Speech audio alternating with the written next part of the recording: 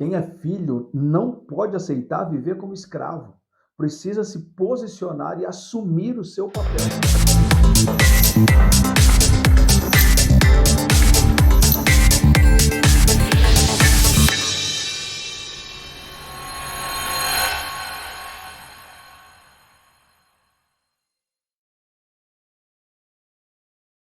Olá, queridos, bom dia! Seja bem-vindo a mais um episódio do programa Fé e Finanças.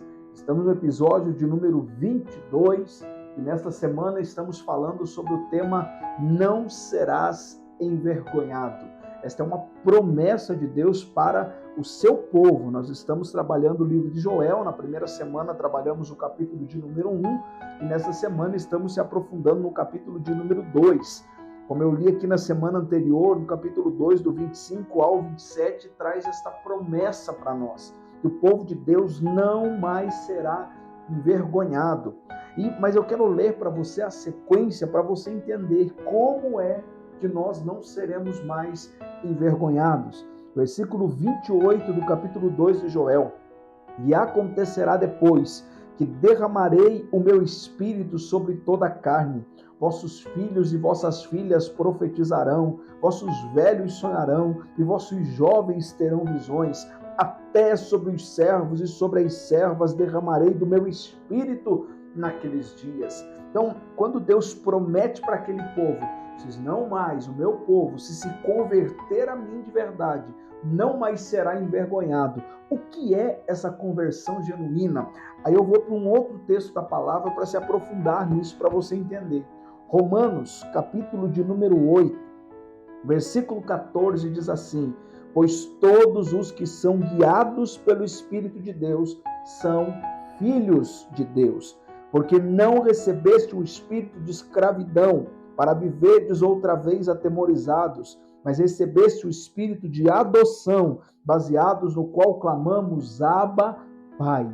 E o próprio Espírito testifica com o nosso espírito que somos filhos de Deus. Ora, se somos filhos, somos também herdeiros, herdeiros de Deus e co-herdeiros com Cristo. Se com Ele sofremos, também com Ele seremos glorificados. O que tem a ver esses dois textos? Quando Jesus estava aqui nesse mundo e preparou os seus discípulos, trabalhou, ensinou, discipulou, Jesus deixou claro para eles no Evangelho de João, ele diz, eu vou para o Pai, mas não vou deixar vocês órfãos. Vou deixar o Espírito Santo, o meu Consolador, que vai ensinar a vocês todas as coisas.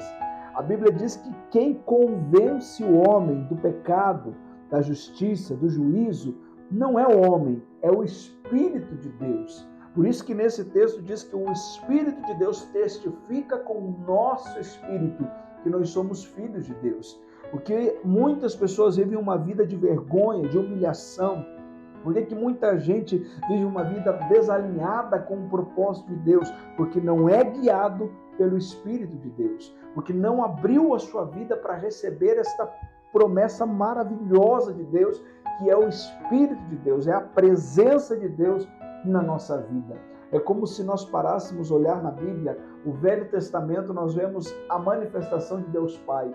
O Novo Testamento, a manifestação de Deus Filho.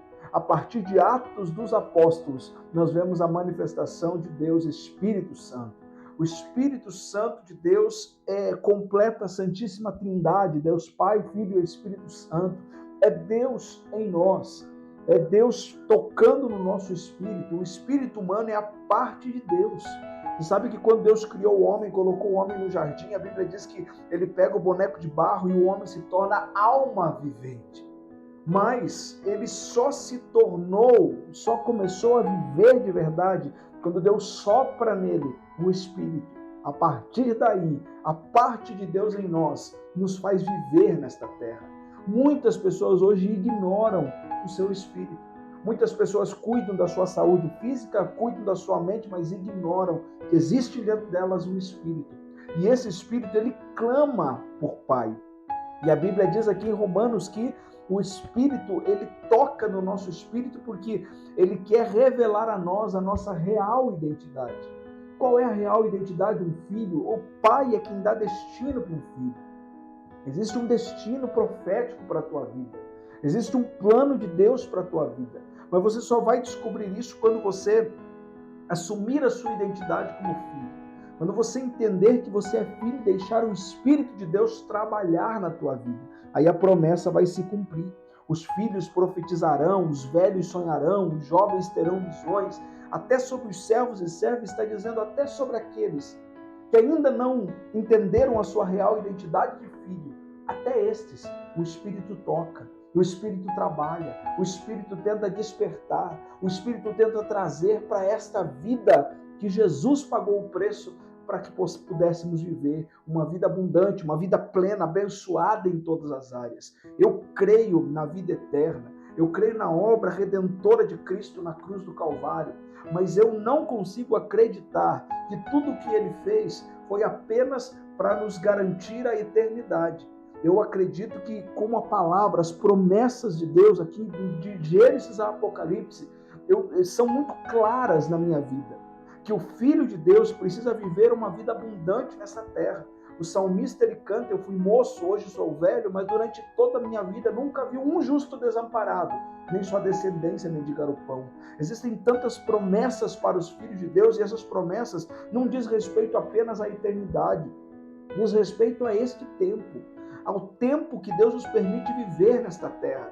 Você foi chamado para viver uma vida farta e abundante.